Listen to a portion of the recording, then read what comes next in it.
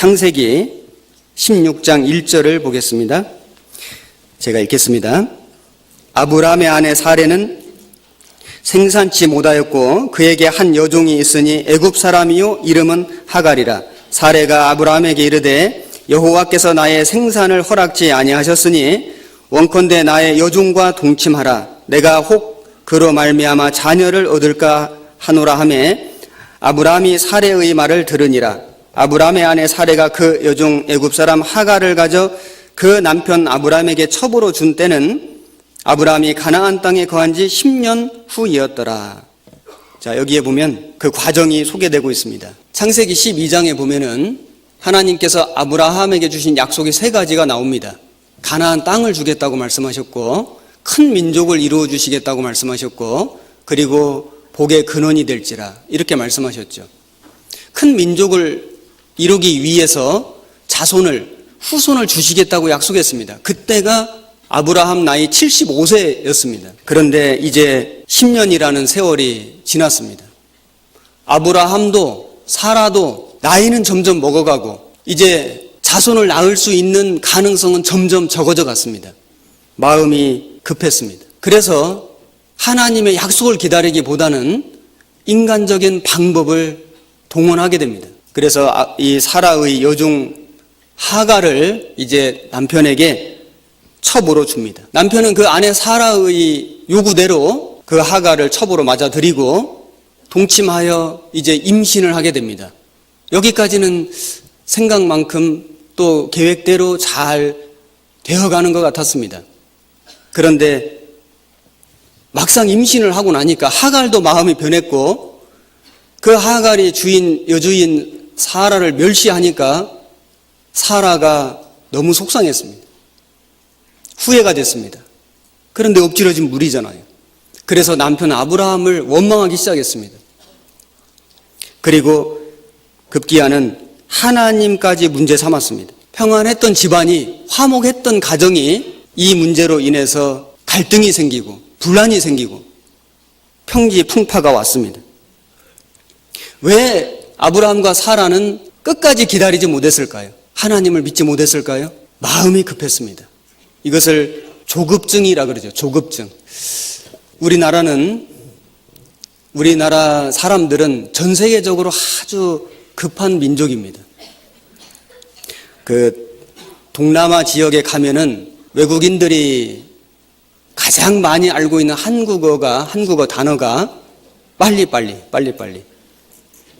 제가 그 이집트의 성지순례를 갔을 때 상인들이 한국 사람만 보면은 빨리빨리 노래를 부릅니다. 한국 사람은 어디를 가든지 하여튼 급합니다. 엄마들이 입에 달고 사는 말이 있죠.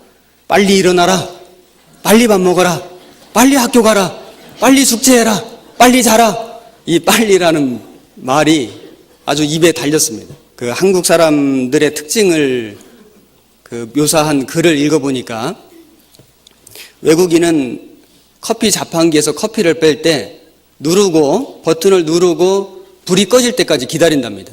그런데 한국 사람은 버튼을 누르고 자판기 속에 손을 넣고 컵을 붙잡고 계속 기다리다가 뜨거운 커피에 손을 댄답니다. 외국 사람들은 사탕을 살살 빨아먹는데 한국 사람들은 깨물어 먹다가 이를 다친답니다.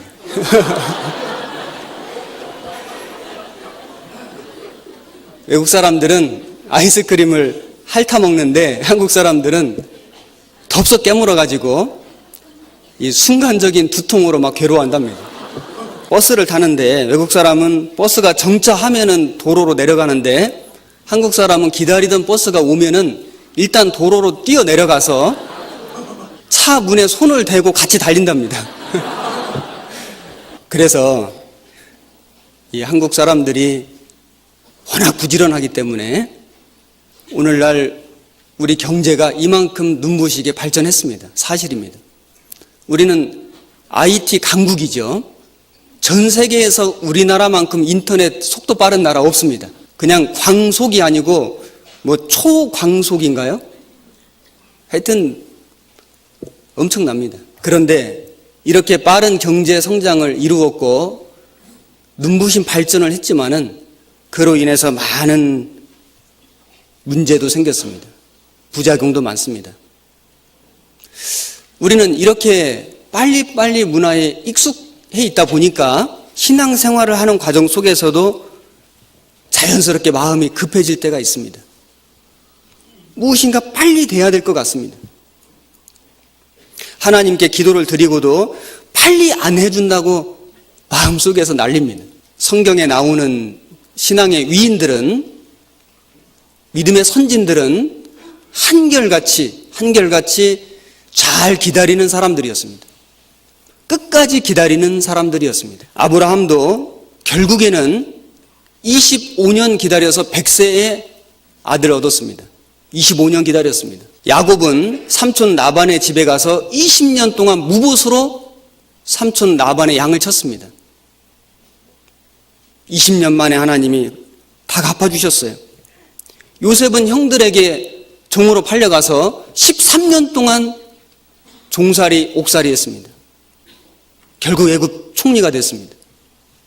모세는 미디안 광야에서 40년간 목동으로 지냈습니다. 나이 80 됐을 때 하나님이 모세야 모세야 부르셨습니다. 다윗도 기름 부음 받은 이후에 10년 넘도록 많은 훈련과 연단을 거친 뒤에 30세의 왕이 됐습니다. 믿음의 선진들의 특징은 한결같이 그들은 잘 기다리는 사람, 끝까지 기다리는 사람들이었습니다. 기다리지 못해서 신앙이 실패한 대표적인 사람이 사울입니다. 블레셋과 전쟁을 하는데 전세가 불리했습니다. 백성들이 흩어지기 시작하니까 사울 왕의 마음이 급했습니다. 사무엘이 약속한 날짜 7일이 다 돼가는데 오지 않자 급한 마음에 자기가 대신 제사를 드렸습니다. 성경을 읽어보면은 번제 드리기를 필하자 사무엘이 온지라.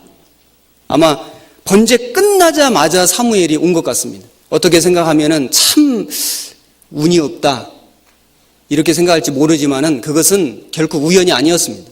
왜냐하면은 시간이 조금 지나니까 아말렉을 진멸하라는 하나님의 명령을 받고도 사울은 아말렉 왕을 살려두고 그리고 짐승 중에 좋은 것들을 다 살려뒀습니다. 기다리지 못하는 작은 불순종으로 시작을 해서 결국에는 하나님의 말씀을 전면으로 거역하는 큰 불순종으로 발전했습니다. 그래서 처음에는 사무엘 선지자가 왕이 망령되이 행하였도다.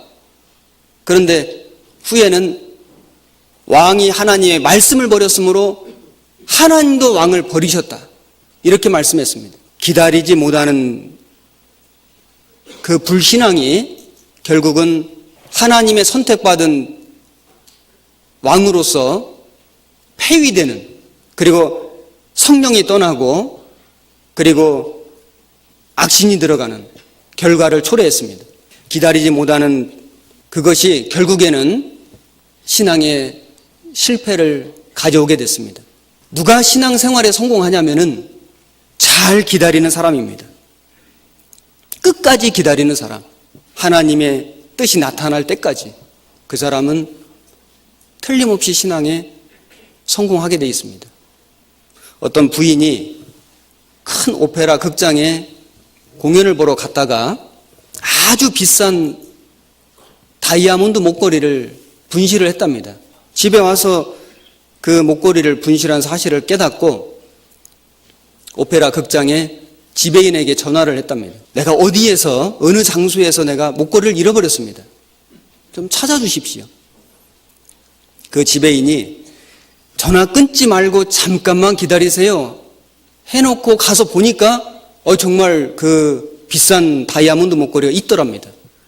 그래서 얼른 돌아와서 전화기를 들고 얘기를 해주려고 하는데 벌써 끊었답니다. 다시 전화 오기를 아무리 기다려도 끝까지 전화가 안 오더랍니다. 잠깐만 기다렸더라면은 그 비싼 목걸이를 찾을 수 있었을 텐데 기다리지 못해서 잃어버렸습니다. 우리는 기다리지 못해서 잃어버리는 것이 많이 있을 수 있습니다. 우리는 하나님께 기도합니다. 하나님, 저의 형편이 이렇습니다. 저의 사정이 이렇습니다. 하나님, 제게 무엇이 필요합니다. 하나님, 제 기도를 들어주십시오. 실컷 말해놓고는 하나님의 대답이, 하나님의 응답이 이루어지기도 전에 전화기를 내려놓듯이 포기하고 맙니다. 어쩌면 우리가 하나님의 응답을 기다리지 못해서 깨닫지 못하는, 이루지 못한 기도의 제목들이 많이 있을 수 있습니다. 인생은 생각해 보면 기다림의 연속입니다. 농부는 씨를 뿌려놓고 수확을 기다립니다. 산모는 잉태하고 나서 출산하는 날을 기다립니다. 학생은 졸업을 기다리고, 밤에는 낮을 기다리고, 겨울에는 봄을 기다립니다. 자녀가 학교에서 돌아오기를 어머니는 기다리고, 남편을 기다리고, 잘 되기를 기다리고, 인생은 기다림의 연속입니다. 기다림은 우리에게 희망입니다. 기다림은 우리의 삶의 버팀목입니다. 잘 될 거야. 더 잘할 수 있을 거야. 기다려주지 않습니까? 우리 신앙생활도 기다림의 연속입니다. 우리는 하나님께서 일하실 때까지, 하나님이 이루어주실 때까지 하나님의 작정하신 때를 기다려야 됩니다. 그 기다리는 것을 배워야 됩니다.